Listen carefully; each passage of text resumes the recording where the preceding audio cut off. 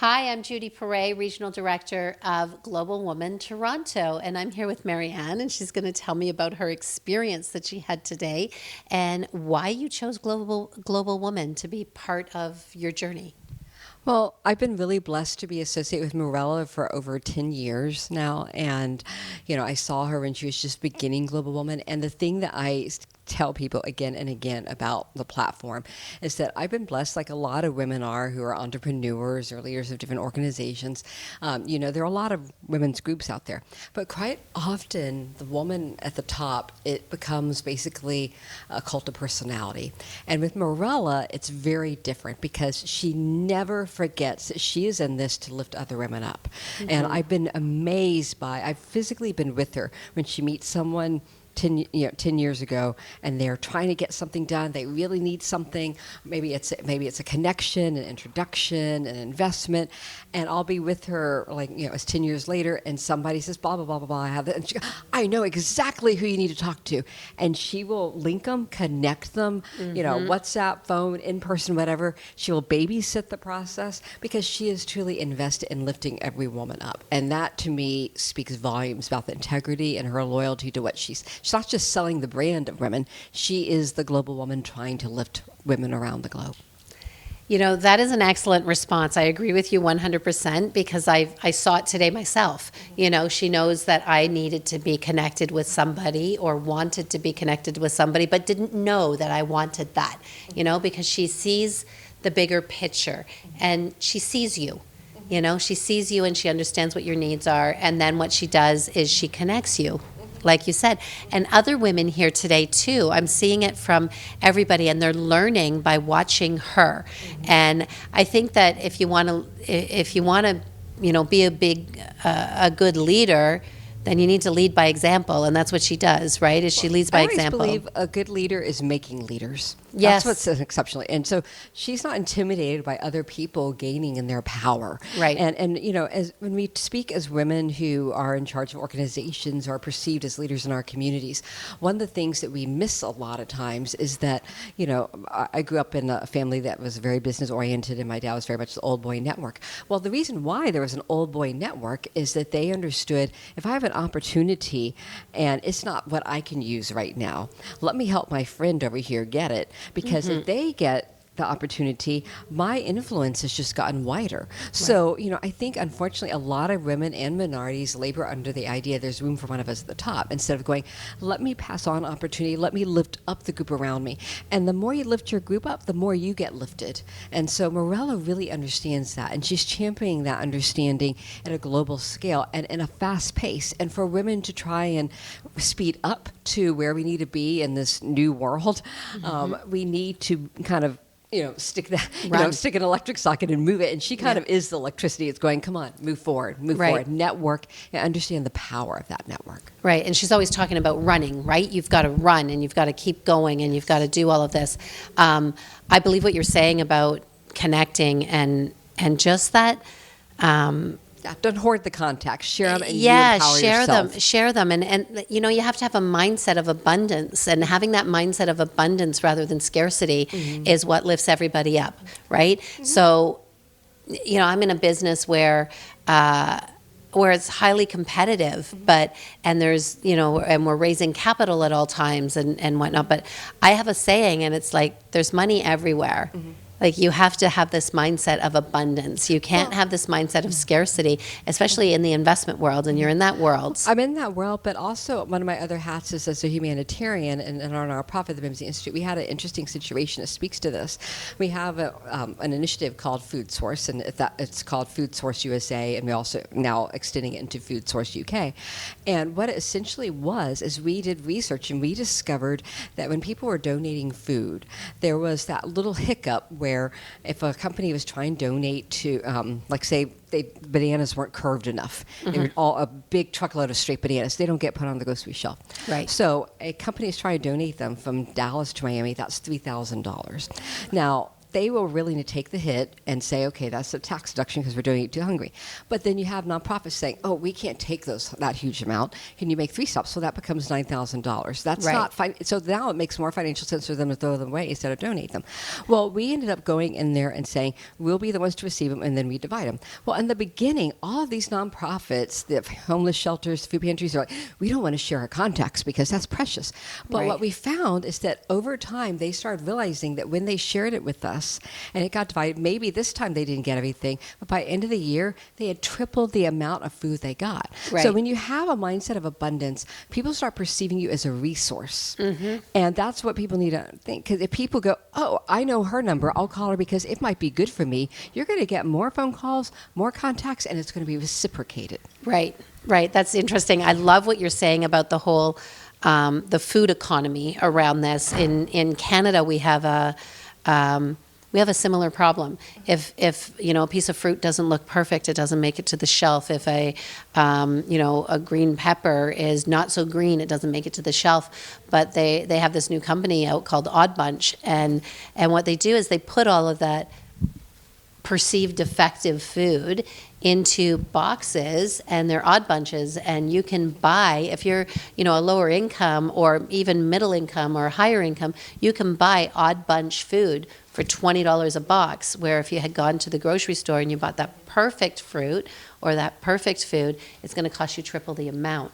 So I love what you're doing, and I love that that we're finding creative ways to not waste and to put that food back into the hands of people and on the plates of people who deserve them, and that's really interesting what you're doing. And it's that whole mindset of abundance, though, not scarcity. Why would you throw it out? It's like throwing the baby out with the bathwater. You just don't throw that out. But like a lot of people don't realize that after World War II, people were trying to help the United States recuperate from during the Depression, and they had this guy Victor Lebow said, "Hey, let's change the value system. Instead of preserving and reusing and watching, we'll value ourselves and perceive ourselves as valued by how much are we contributing financially to the whole." So the joke is like if your heels are skinny or they fat, skinny or they fat, and what people don't realize, what you're saying is, I'm currently have the most current up-to-date fashion is really saying I am contributing right now into the economy and therefore my values.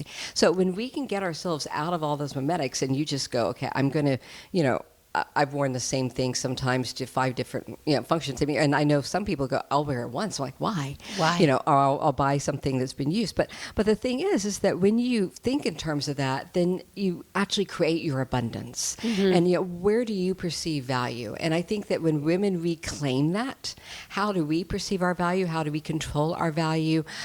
We actually generate more wealth for ourselves and more influence for ourselves. Right, and you also almost recycle that value because it's coming off from you to somebody else because you're giving back to a community, you're giving back to other women, you're regenerating it just through the energy that you're creating, right?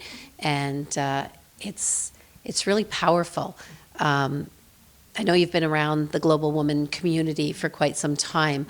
If I'm brand new to Global Woman, or I've just seen it for the first time, what are you going to say to a first timer that gives them the confidence to It's to funny join? that you're saying that because I was talking to one of my panelists today, afterwards, and she was saying it was the very first time she comes from a finance world, and she was saying it was the first time she had been in an all women's event.